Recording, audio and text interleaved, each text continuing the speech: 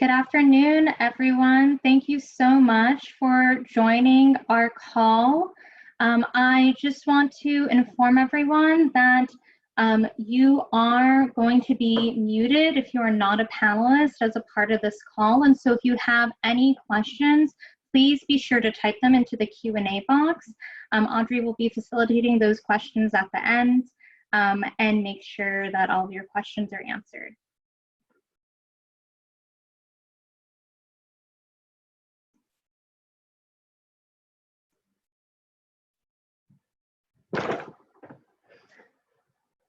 So I want to first start off by thanking everyone for joining our call. My name is Sasha Perez, and I'm the Student Engagement Manager for the Campaign for College Opportunity, and I oversee all of the campaign's student engagement efforts to ensure that students are always at the center of the campaign's work. Today's event is really special, not just because of the work that I do here at the campaign, but because of my own history as a student advocate. I graduated from Cal State LA back in 2015, and some of my most fond memories as a student are working with my peers at Associated Students, Inc., and organizing with my friends at the Cal State Student Association. I know firsthand how much time and energy our student advocates spend fighting for the rights of one another, and I'm so grateful that all of you have taken the time to join us here today to listen to the concerns of California's student leaders. The California State Student Higher Education Advocacy Roundtable was created almost exactly 2 years ago today. It was clear that student advocates, both those within student government and those outside of student governments, needed a formalized space to regularly convene, strategize, and discuss shared advocacy goals. While individual organizations needed to continue their advocacy, we knew there would be power in creating one unified student voice. Since its inception, HEART's partners have included the University of California Student Association, the Student Senate for California Community Colleges, Cal State Student Association, Young Invincibles, RISE, Next Gen California, Students Making a Change, You Aspire, the Campaign for College Opportunity, the Education Trust West, and Public Advocates. The need for a unified student voice became even more apparent after the stay-at-home orders were issued in response to the COVID-19 pandemic. As colleges began to close, students were suddenly forced to navigate the requirements of distance learning, housing insecurity, food insecurity, and unemployment. We knew HEART would be critical to ensuring student needs were met during this time, so we began hosting our HEART meetings on a monthly basis instead of a quarterly basis. Through these calls, we've been able to gather valuable student feedback. I want to recognize that this is an unprecedented time, and our higher education leaders have been the frontline workers, protecting college opportunity under the most difficult of circumstances. From moving students off campus, going 100% to online learning, providing technology, emergency grants, changing administrative processes that better reflect our current reality, our leaders have been working nonstop, and we are appreciative of that. But we still have lots of work ahead. We invite and encourage all of you as campus leaders, system leaders, and nationwide leaders to join us for our next HEART call to ask questions and learn from our student leaders. So without further ado, I'd like to transition to our student leaders who will be providing you all with an overview of our HEART letter.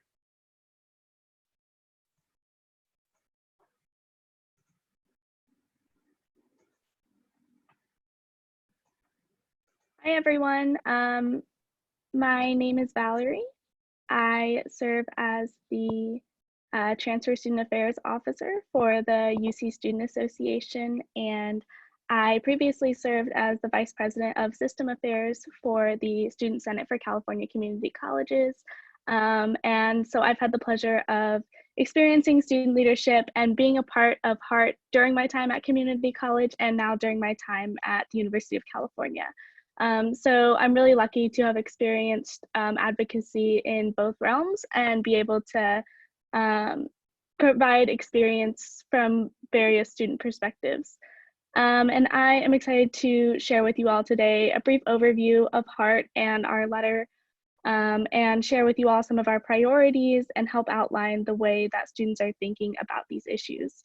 So on March 20th, the California Heart Table met to outline some various student needs across the segments and campuses among the coronavirus pandemic. And we know that leadership and support provided by our higher education leaders has been something that should be acknowledged, and we do want to acknowledge that. We're in the midst of a global pandemic, and we know that there's no crash course that prepares you for the challenges that have faced us and the kinds of budget and policy decisions that have to be made during these times. So the situation is really rapidly evolving, and we know that each campus has the flexibility to make decisions on admissions to financial aid and resources that are going to be available to students, all the way from food pantries to technology grants and things like that. Every campus is autonomous in their decisions about providing certain resources.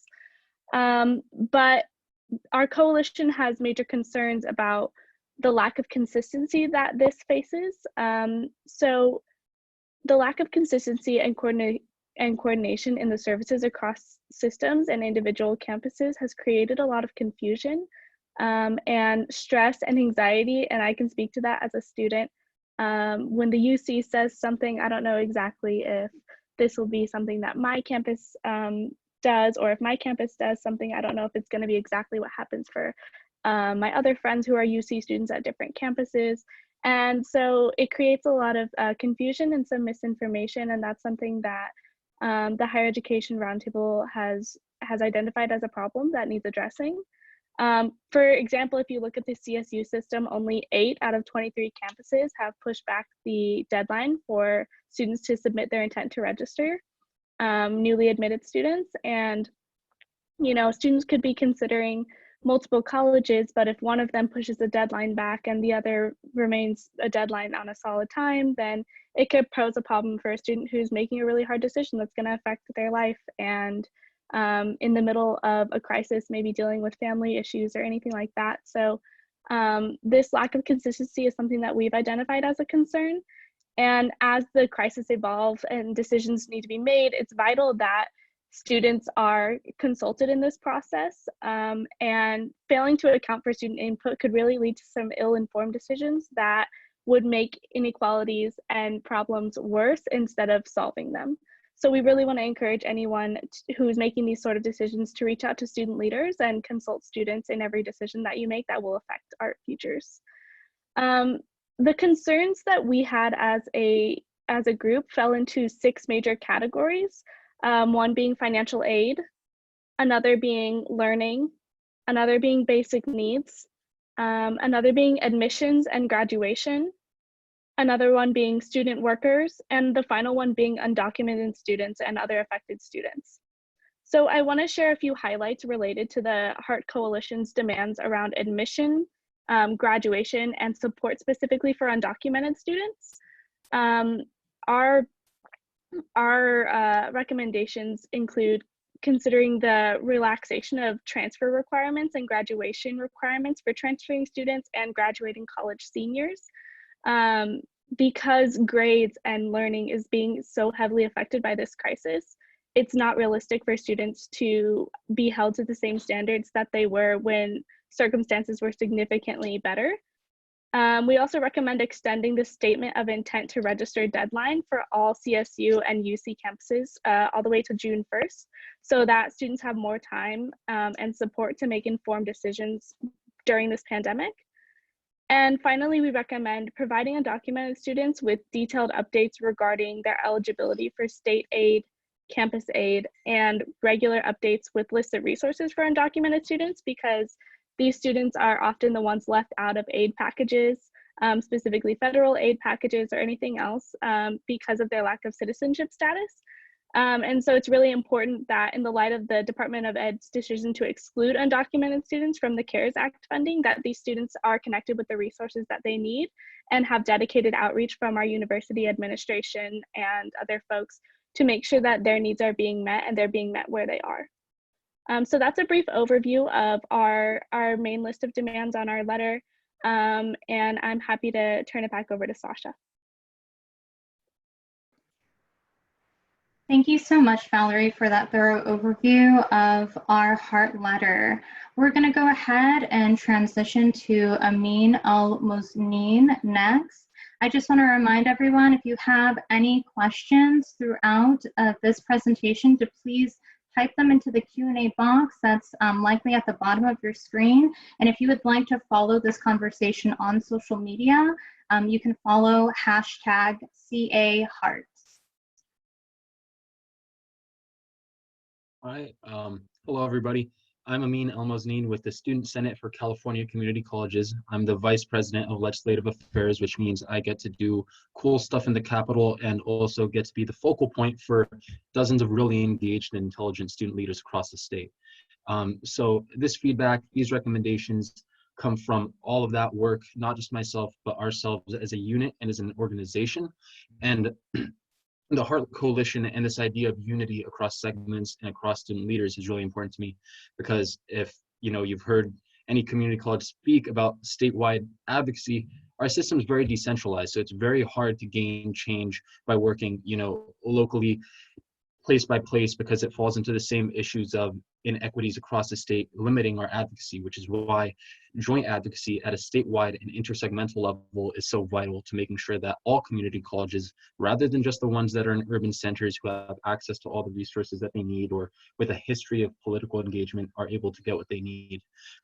So shifting gears a bit to the Heart Letter, I want to first focus on kind of the primary mandate of higher education facilities, which is education. So looking at the learning portion of the letter, we outline a few recommendations, and these are just the ground level and the beginning of some wider recommendations that can be implemented. As Valerie noted, some colleges have begun to implement these measures, some haven't, and we just want to see some parity and equity across the state. So looking at one of the first ones, extending the no credit deadline for all students who are currently enrolled in classes and providing leniency in academic performance assessments. And I'd say not just students who are currently enrolled, but also as colleges begin to make the decision to move summer online and possibly even our fall online, extending those provisions so that this doesn't just become a one and done deal. As we move to online education, we need to reevaluate how we're assessing our students. So what no credit extensions of deadlines would do is it would make sure that every student has the option to take their classes for credit or no credit. The reason that's important is because you don't want to create a mandate. Several student populations, from our international students to our veteran students, need to have a grade to continue to be eligible for the variety of programs and privileges that they gain. So we don't want a wide mandate, but we do want to make sure that students who are struggling to adapt to their new reality in education can get what they need and can maybe mitigate some of that stress that a lot of our students are facing. The next one is providing support for students with disability transitioning to distance learning. Obviously, that is one of the most vulnerable populations as we transition to online classes. One of the things that's forgotten is for the teens, and we're losing out on a lot of support services we used to have on our campuses. That's going to be exacerbated if you already have something that has been holding you back in your education. I'd say extending whatever aid or support we can for students with disabilities and seeing how we can rework existing systems is vital. But I also say this extends to all sorts of communities, looking at groups like our incarcerated students, undocumented students, and any other constituency that maybe doesn't have everything that it needs to get a good education.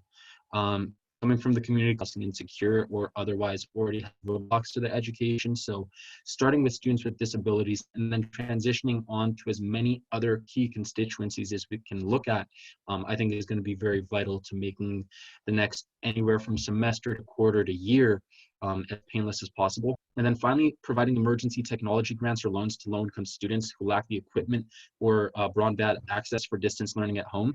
Obviously, we'd prefer grants to the extent possible because nobody should have to take on additional loans just to continue their education. But we understand that a lot of schools, especially in our system or the community college system, maybe don't have the resources or funds on hand to be able to provide the massive amount of money or technological aid that a grant program would entail.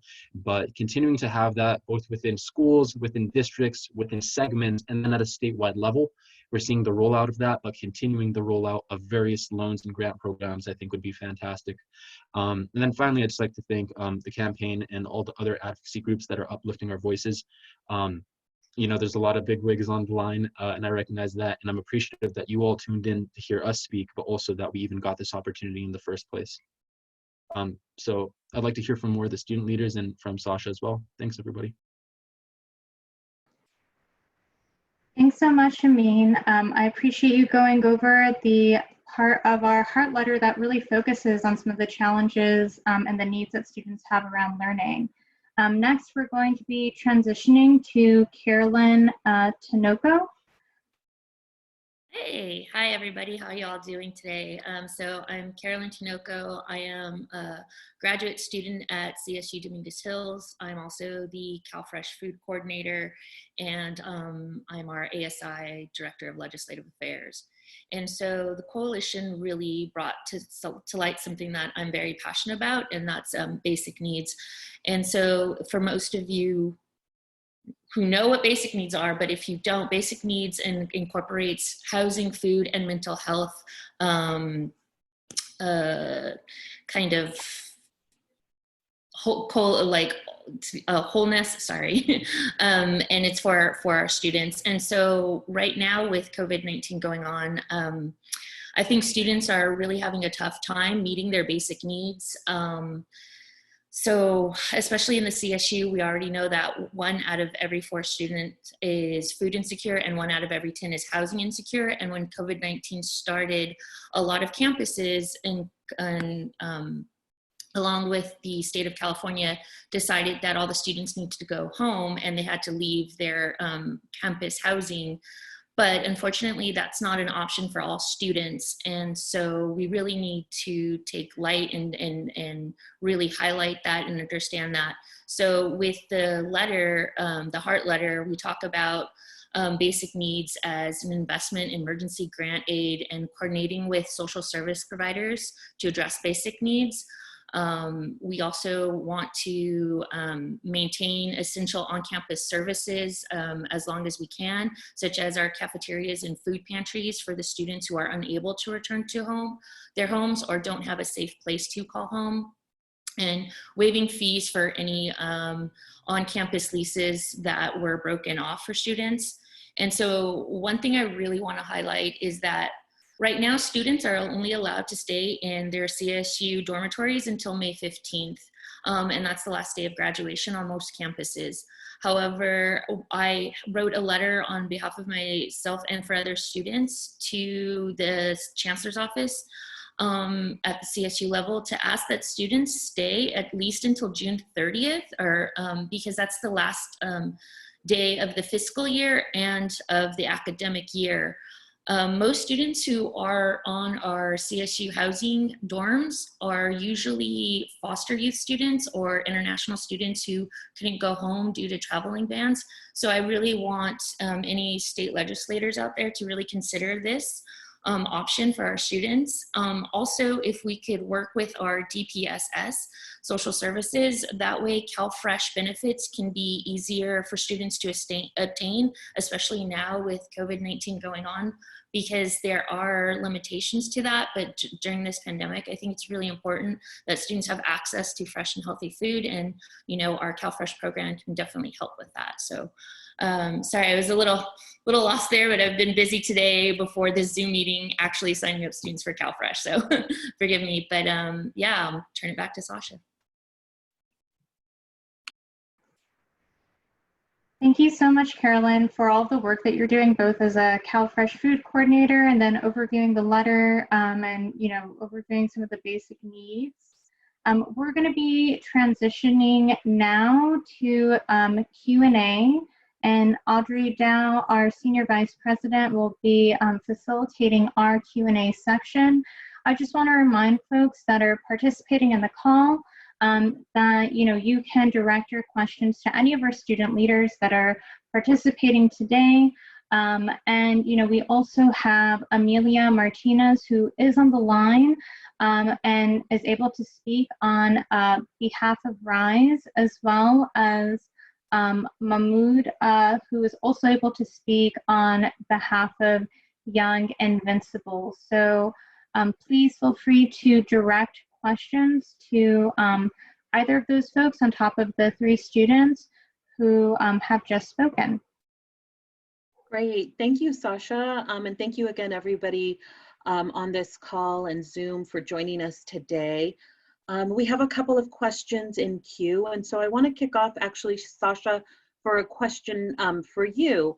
We have a question in from Lindsay McKenzie, who's asked if HART has communicated any deadline to institutions to respond. I think, Mackenzie, you know that this morning we sent off letters directly to the UC leadership, CSU leadership, and California Community College leadership. But Sasha, do you want to talk a little bit about our next steps? Yeah, absolutely. So thank you for that question, Lindsay. You know, we have not provided a specific date for our system leaders to respond to the letter. What we have done is that we have invited these system leaders to participate in our next call. Our next call will be held on Friday, May 8th at 3:00 p.m. And so we encourage them to participate, to not only ask questions, but to listen to feedback from students. We think that this can really serve as a collaborative space and a good space for some of our system leaders to hear from students both within their segment and outside of their segment. Great, thank you, Sasha. The next question I'm gonna ask Amin to answer. This question comes from Dominic Williams in the Office of Assemblymember Shirley Weber. And Dominic is asking if there are further financial considerations coming from HART that would be priorities for legislation or executive orders. I'm really trying to understand what are the most extreme financial concerns that legislation or executive order can address during this crisis for students. So first, I want to thank Dominic and Assemblywoman Shirley Weber. She carries some of our legislation over the SSCCC, so they've been strong advocates for us in the past. I'd say that one, I think just an influx of cash to our system would be best. When you look at the community college system, that's 73 districts with 73 different cultural and social concerns, different student populations that they serve. So I think restrictions on how they can allocate those funds that are too expansive could maybe be counterproductive. So I'd see one, just influx to the higher education system, but two, looking at vulnerable populations. You see that there was 125 million allocated for undocumented students. I think more of the same, as well as looking at, as mentioned earlier, emergency grants for technological resources for our students who don't have that. And then maybe finally looking at mental health services. I think mental health is something that students across all three segments are looking at right now, and it affects our most vulnerable populations more so. If you think of a student veteran who maybe was using school as a way to stay grounded, maybe now they don't have access to that. So looking at ways that people aren't suffering and then seeing that suffering affect their education would be very valuable. Thanks, Amin. I want to give Carolyn, I'm sorry, or Valerie an opportunity to respond to that. Anything specific from your segments as you think about prioritizing aid? Well, I think students know exactly how they need to prioritize their aid. So, you know, it's those out of tuition costs that that really impact a student.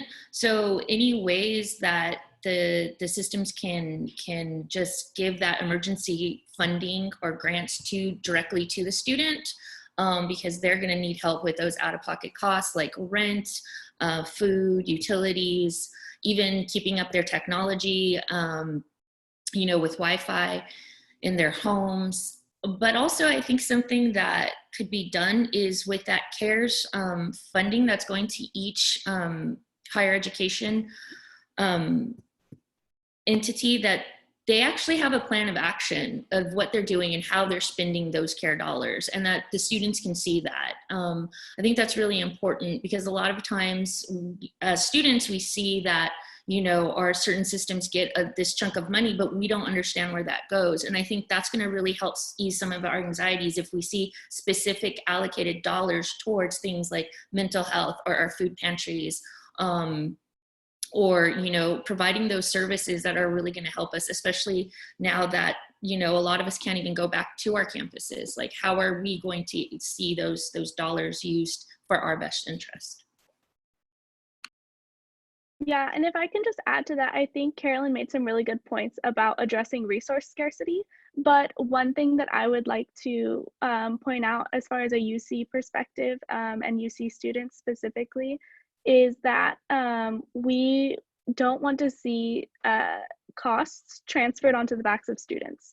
Our colleges are suffering financially due to this crisis, and we understand that. One thing that the legislature can do is continue to fund our colleges at the highest capacity possible so that students aren't seeing what they saw during the last time there was an economic downturn and the costs of colleges, doubling or tripling, and making it an inaccessible form of upward mobility for students. So we would, the UC regents have already said they want to raise tuition for now, but what the legislature can do is continue to fund our colleges at the rates they are at or higher so that students can see the effects of that and not be punished because of it. Great, thank you all. We have a couple of questions that have come in that are specific to how some of the campus level student organizations and student governments can support California Heart in this advocacy within the priorities outlined. What would be your response to that, Valerie? Could you repeat the question one more time? Absolutely. We've had a few questions come in asking about how student groups on campuses as well as local student governments, how they can ensure that they're aligned with the HEART efforts and really join in full force with the legislature and segment leaders.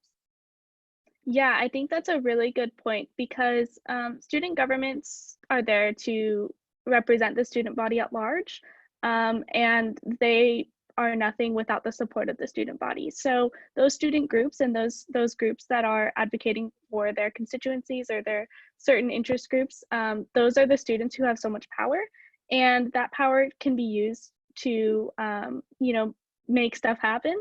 And I think that the way that student groups can help is signing on to asks from the student government, contacting their administrators with specific asks and asking to set meetings.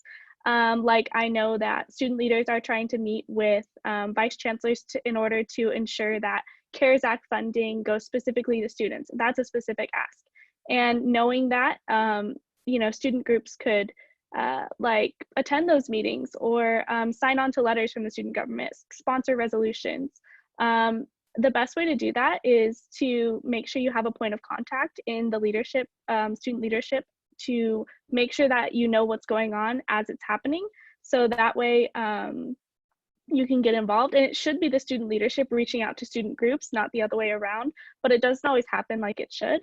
And so if you are not seeing the involvement that you deserve, then, go and get that, demand it, because, if you're not at the table, a lot of the time, voices don't get heard.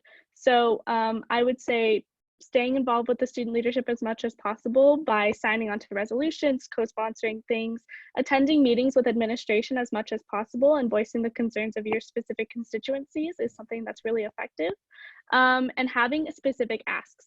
So those specific asks can be, we want this funding to go to this group of people, instead of just saying, give the funding to the students. If you have specific asks, they're more likely to get met. I can jump on that real quickly. I'd say there's a few things that should be kept in mind. As Valerie noted, the student leader should be reaching out to you, but if they don't, there's still mechanisms that you can advocate at the community college system and really any governance system. There's room for public comment. So really any meeting you can attend, you can call into and share your perspectives to the people who are making the actionable decisions. Beyond that, shared governance rights protect your ability to be at various tables where decisions are being made. So making sure that your student governments are actually staffing all of those shared governance positions and that there are student perspectives on decisions being made, like online classes, financial aid, and so on and so forth, will also be very valuable. And then building coalitions and uplifting voices. There's a lot of already existing groups that are working within silos right now, breaking down those barriers, combining those voices like this coalition does at a local level will be very powerful. Reach out to any specialized groups that you know. Finally, I'm getting a lot of feedback that I'm cutting in and out. Sorry about that. If I need to repeat anything. Yeah, and I'll just kind of piggyback off of that as well, just because I do sit on my board of directors. I'm part of student government, not only at CSU Dominguez Hills, but also in California State Student Association. I'm the voting member for Dominguez Hills. And so at CSSA, we have written a similar letter a couple of weeks ago with some of the same demands as the Hart letter. And so we have presented that already to the Chancellor's office. But for this letter in particular, I will be presenting it to my board at my board meeting, which I believe is this Friday, just so you know, my board can see it as well. However, RASI has been doing a lot of things to reach out to our students to make sure that our students' needs are being met, and asking, like how Valerie said, those specific asks. So that's really, really important for us to make sure that the student is getting all their needs met. And because I am the CalFresh food coordinator, I know firsthand, and I worked with our students, so I know what kind of food that they need, what kind of resources they need, and it is direct dollars into their hands. And so because a lot of programming got cut from ASI because we can't be on our campuses, we're using all of those dollars to have simple giveaways and interactions on social media just to give back to our students. And I think that's really important, because right now students need to know that they're being seen, that they're being heard, that they have their campus communities taking care of them. And if they see that on a smaller level, that's just going to make a bigger effect. And also having coalitions like these are really vital and important, because some things that I'm doing on my campus or in my statewide system, somebody else might be doing differently at the community college level or at the UC level. So it's really important that we continue these coalitions and talk about these things. Yeah.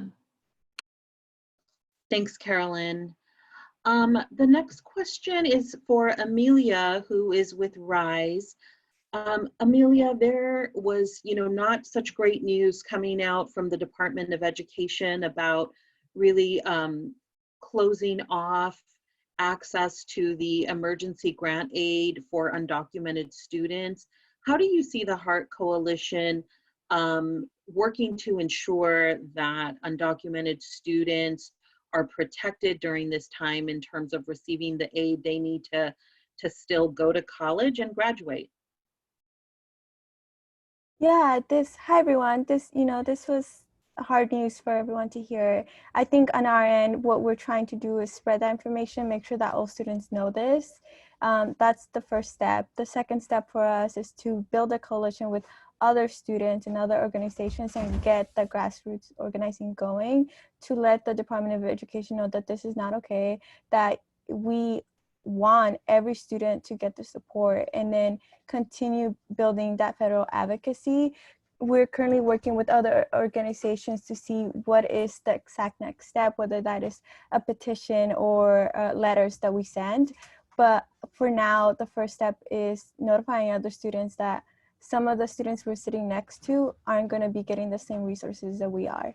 That's it for now, but stay tuned for more next steps. Great, thank you so much, Amelia. We have a question from Felicia Mello asking what we're seeing in terms of students' access to mental health service. Are students actually being able to access services online via counseling appointments, telehealth? I know that our colleges and universities, were Herculean in their efforts to go online rapidly with education, but also make sure a lot of the support services we're also there for students. What have any of you seen, and I'll open up this question to any of our speakers, what have you seen or observed around accessing mental health services at this really critical time? So I can speak to that a little bit. I think that it has been different for every person and for every campus. And as we mentioned before, the lack of consistency among campuses and in systems is something that is presenting differently on each campus. I'm a UC Berkeley student. I actually was supposed to have my first meeting with a counselor during the week that we went on campus or off campus into an online format. So just speaking personally, I actually ended up having to cancel it when they switched it to an online format because a professor moved around some office hours that I needed to be at, and they didn't coincide anymore. And I haven't been able to make a new appointment since. So it's something that is definitely affecting students, myself included, especially being in that this is a time when a lot of students are looking to access mental health resources. And I know that the lack of person-to-person contact when trying to access these services can be something that also is a negative factor. I can't speak for any other campuses. I only know what the situation has been at Berkeley, but that's been my personal experience. So if I may, on this note, sorry? Okay. Please do, Amin. So I think this illustrates a wider point about the realities of the community college system. This is exacerbating existing issues. We didn't have good access to mental health services now that it's moved online, we have even worse access, with most colleges and most campuses and most students having no access. So our chancellor has asked for $7 million for a transition to online funding. Before that, we were asking for $10 million ongoing funding for mental health services. And this has been a continuous issue that students have asked for again and again and again. Now that this crisis has hit, it has exacerbated and revealed just how little we have in terms of mental health services especially, but basic needs funding and basic needs services as a whole within our system. So I think the biggest takeaway is within our most vulnerable system that serves the most students and the most vulnerable students, we don't have very much of anything at all. And that's something that absolutely needs to change. You can't leave campuses to do this to themselves. You cannot pass the buck on to the districts because the districts are just going to do what they can with their limited resources. If you're in beautiful, sunny Cupertino like myself, a wealthy area like the South Bay area, maybe you'll get something, but even then, probably not. If you're in a very impoverished area that already struggles to have access to these resources, your outlook is going to be even worse. And if you're a homeless student, if you're somebody who already has so many issues on your plate, you don't have the time to go trawling through your website to find if your college has something. So what we need on that end is massive investment and massive transitioning towards providing any existing resources online. 7 million is just them hedging their bets. Try 70 million. We need a lot more money than that, and we need ongoing funding to provide aid to our most vulnerable students. So that's gonna get some snaps.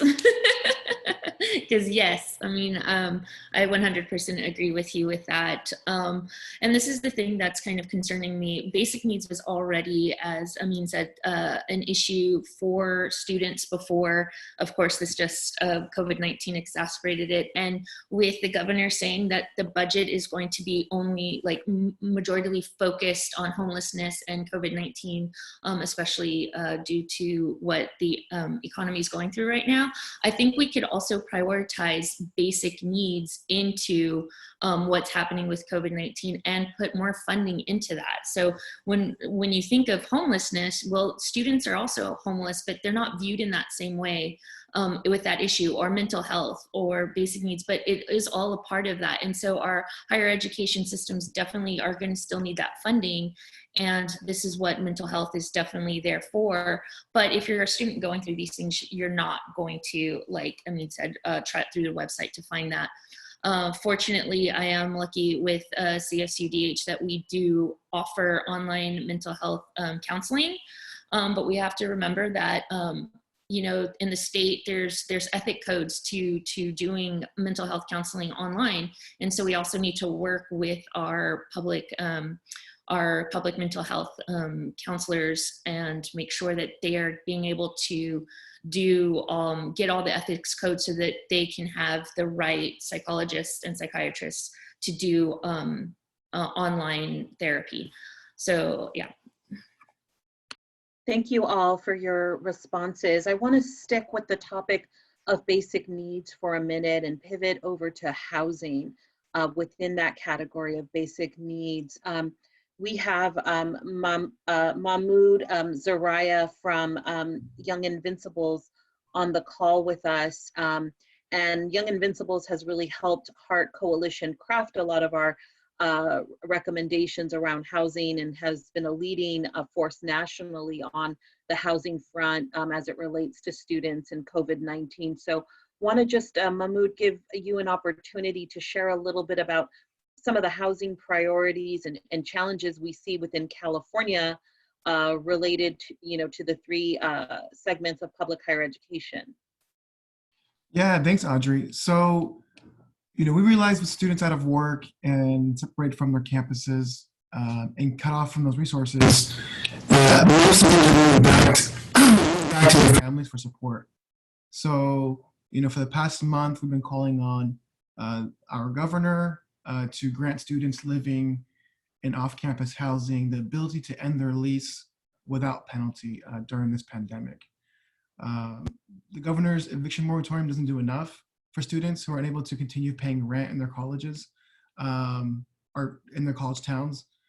With the economy quickly and drastically changing, students are having to prioritize themselves and their families as well as their stability. Students who are unable to pay rent are likely unable to pay the fees as well to break that lease. And we don't think students as well should be able to have face evictions or poor credit scores. And this is the second economic crisis that millennials and young adults have been facing, in the past decade. So we currently have our Twitter storm today. We had a letter issued yesterday to the governor along with, our ally organizations. And we're calling on the governor to hopefully create an order that would help our students in need. We also were grateful enough to have a bunch of UCI students who started the campaign and created Action Alert with about 3,000 signatures. And this really helped our campaign move forward. We now turn that into a statewide Action Alert, and we're garnering signatures right now as well. Very quickly. Thank you, I also Mahmoud. think that, I think we should look at some of the existing solutions as well. I think Mahmoud talked about some fantastic options that exist at a state level. Some options have existed in the state legislature already. When you look at something like AB 302, the safe park laws at community colleges bill, it ended up not, going as far as it could have. But we see colleges like Cabrillo College right now are now starting to implement that solution. So maybe providing funds and options for colleges to do that for the most for their homeless and housing insecure students, in addition to all of the fantastic options that were mentioned by Mahmoud earlier. I think those are options that exist for the policymakers and decision makers who are.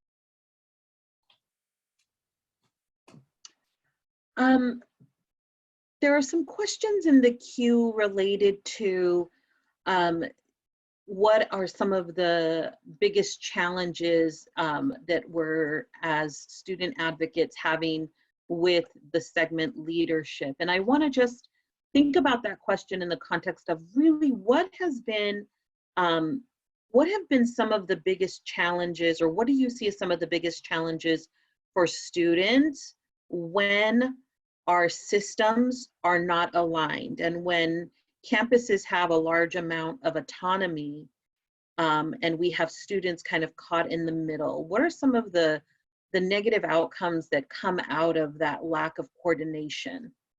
And why was that so important for you to elevate in the letter? And I'll throw that out to all of you. Sorry, do you mind rephrasing that question one more time? Sure.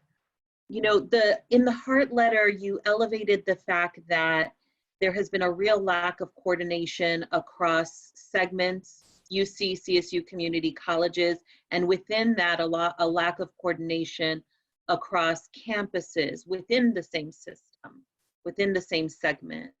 Why does that pose a problem to students such that you called that out as a top priority? And anyone can answer that. I'll take a swing at that then.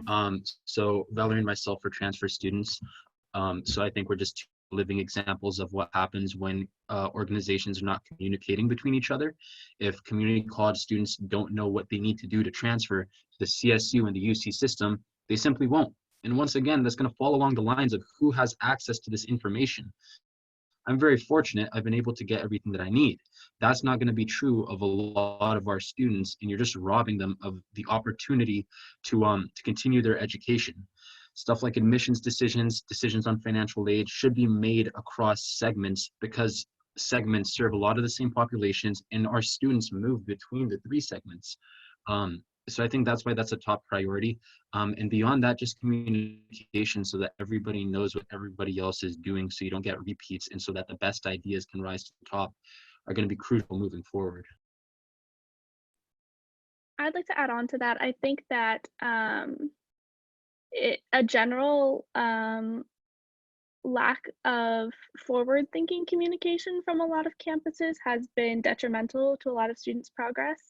And that has affected our thoughts about the future, our thoughts about our continuing education. Specifically, I mean, I know that I don't know whether my fall classes are going to be online or in person, but I don't have anywhere to live next year. I need to sign a lease for off-campus housing because I didn't get offered any on-campus housing, but I can't sign a lease if I know that my classes are going to be online, because I can't afford to live in the Bay Area in Berkeley if it's not completely essential for me to do so, and I could work from, you know, my home in Southern California. And so this leads to a lot of confusion for students, and possibly could lead to any sort of basic needs insecurity due to lack of forward thinking or forward communication from a lot of administration. And I understand that there's a lot of contingencies that are factors for whether, you know, schools are going to be opening in the fall or not, or they're going to offer certain classes or services. But I think that a lot of the thinking has centered around, oh, how easy is this going to be for the administration or for our campus? But I think it needs to shift to, how is this going to affect our students, and what do our students need? And I think that that is the most important thing, and that's a reason why there's been a lot of maybe confusion among students and among leaders, because this uncertainty of the future is so, it's very vague.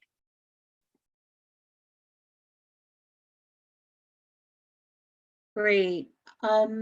I'm going to ask the last question of Sasha Perez from the Campaign for College Opportunity. Sasha, I know that you do a lot of work with our partners that are working with K-12 schools and K-12 students. And, you know, while we have spent a lot of time today talking about students that are already in the California Community Colleges, CSU and UC, we have a large number, hundreds of thousands of students that are graduating high school this year, are having to make decisions about where they'll be in the fall. And then we have a whole class, you know, of rising seniors who are thinking about, how are they best positioning themselves for college opportunity? Are they taking standardized tests? Are they going to have their A to G and AP courses available? What are some of the things that you're hearing from K-12 partners, and where are those necessary points where our colleges and universities need to be aligned to send a clearer message and relieve some of the anxiety those students are facing? Yeah, thank you for that, Audrey. You know, I think that's a really excellent point. And, you know, I think Valerie did, you know, highlight some of that. And we did kind of touch upon a little bit of that within our letter. You know, I'm really grateful that we've seen both the UC and the CSU system go test optional with the SAT and the ACT. And I know that was a really big one for a lot of our high school students. I had students I know just within my little town, you know, asking me questions about this, friends that are teachers asking me questions about this, kind of trying to figure out what things are looking like, because students are really stressed. Many of them had test dates that fell within this period that were canceled. And so I think that helped alleviate a lot of anxiety. One of the next things that I'm really hoping we see both the UC and the CSU system do, and I really hope they act quickly on this, is the delay of the statement of intent to register date. I think that's going to be really critical to ensuring that students have enough time to make these decisions given these changing circumstances. I was speaking with a student last week who had shared with me, a high school senior, that she originally intended to go out of state for college. She wanted to go to a small liberal arts college based over on the East Coast, was really excited. And now, given this situation, she is now planning on attending a UC, which is an excellent school. Our UCs are excellent institutions. But her plans are changing because she shared with me that she wants to be close to her family should this happen again. And I think that's a very valid fear and concern for many families here in California. And so it's going to be really important that that SIR date is pushed back. Currently for many schools, it's still scheduled for May 1st, which is right around the corner. It's a little bit over a week away. And they've allowed for institutions to make that decision as to whether they want to push back that date. And for our CSU system, only 8 out of the 23 campuses have decided to delay that date. So majority of campuses still have not delayed that date. And so I think helping to push that back would alleviate so much stress and concern that many of our students and our families are going through right now during this period. Yeah, Sasha, thanks so much. I think one of the other things we've heard from students, who have been admitted to campuses is whether or not they can appeal their financial aid offers because circumstances may have changed due to COVID-19. Family members may have lost a job, and again, economic circumstances, have shifted. And so I think what we've heard is that these are campus by campus decisions, but there's a clear need for our systems and campuses to all communicate the same message to students that, yes, indeed, you can appeal it. And here is hopefully one systematic way of doing that so that, students can understand quickly what their options are so they can make a decision by that June 1st deadline, assuming we can get our campuses to push that out. Valerie, we had a question in queue that was in regards to online organizing. The question, is coming from an individual named Crystal, who says if there are any current online organizing efforts that students can take part in. What do you know about that? Yeah, so I can only speak for the UC Student Association, but we every year hold a conference called the Student Lobby Conference, where we bring students from every campus to Sacramento to learn how to speak to our legislators and advocate for student needs. And then we go to the Capitol and talk to our legislators directly and tell them what students need and advocate for certain pieces of legislation that will benefit students. This year, obviously, we can't do it in person. So we know that the needs of students are still extremely critical, and we can't afford to go without advocating for them. So we have actually moved to an online format for our Student Lobby Conference, and we'll be hosting it online between April 27th and May 1st. And the students can attend webinars and learn how to speak with their legislators, and then go from there and join online calls or anything like that with staff or members of the legislature who are willing to hear student needs, probably specific to this crisis and how best to address students. And if any folks are interested, they can go to our Twitter or Instagram, or the flyer is there, and please share with any students who would be interested in joining us. Thanks, Valerie. Anybody else want to answer that question about online activity? If not, we'll move into our final question.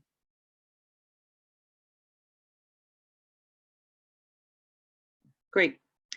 I'm going to just ask this last question of each of you, and then Sasha will offer some closing remarks.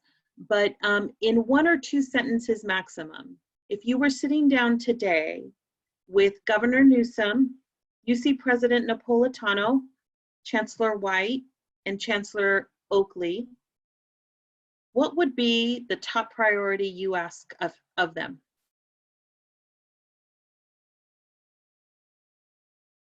So I'll go first, and the 1 to 2 question sentences thing, that's gonna it's gonna be difficult.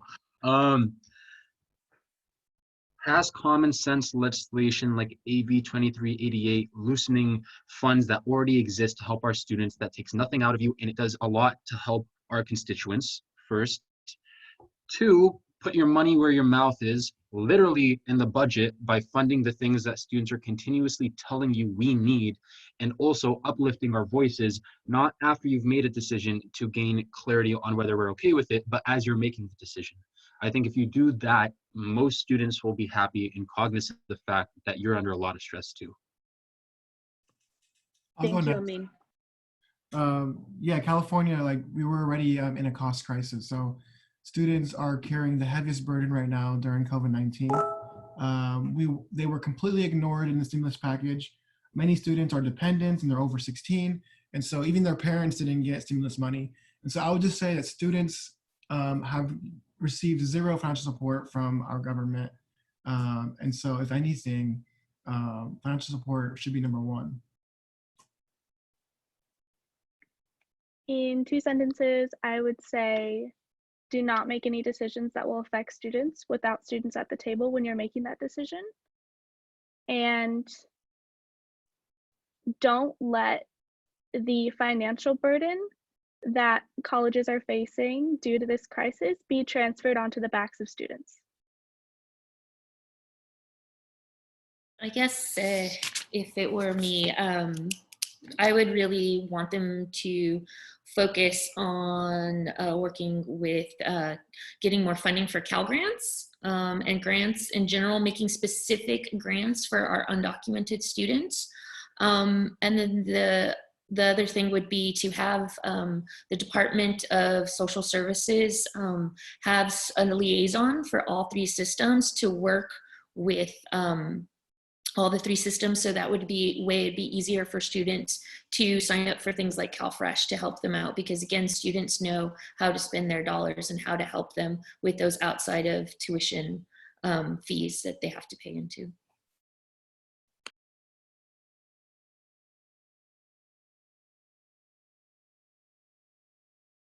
Amelia? Yeah, hi everyone. I would echo Valerie and say that to not make decisions without students at the table, but I would also push for, well, if I was talking to them, I would push them to kind of push on the Department of Education to get the CARES Act funding to students as soon as possible, and also to give funding to undocumented students.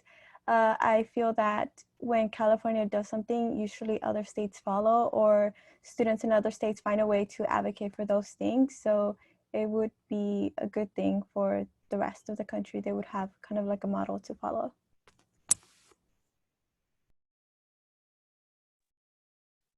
Thank you so much. I'm going to turn it over to Sasha for your response and to wrap us up.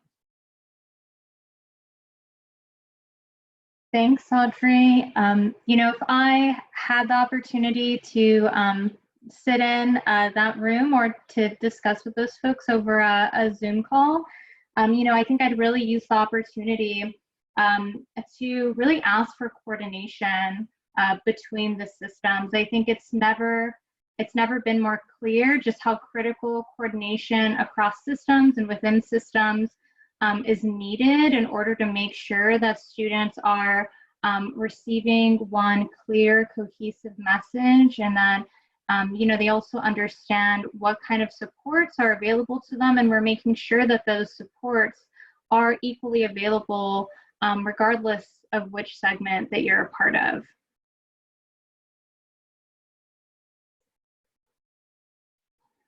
So we'll go ahead and transition into our closing. I want to thank everybody so much for participating today.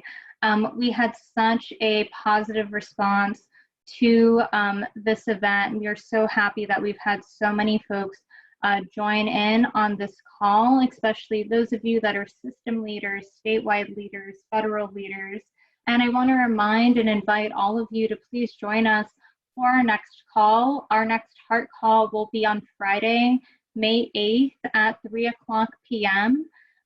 This is an open invitation for any of you to, please join, ask questions, listen into the conversation.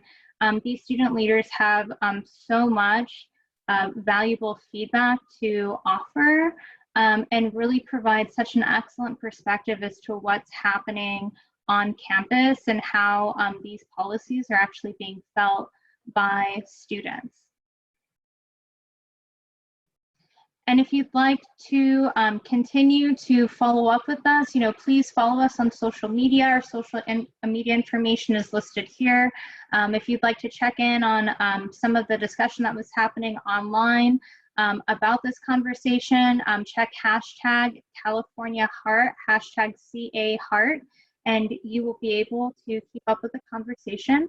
But thank you all again so much for joining. We look forward to following up with all of you as more advocacy is coming out from our Heart Coalition.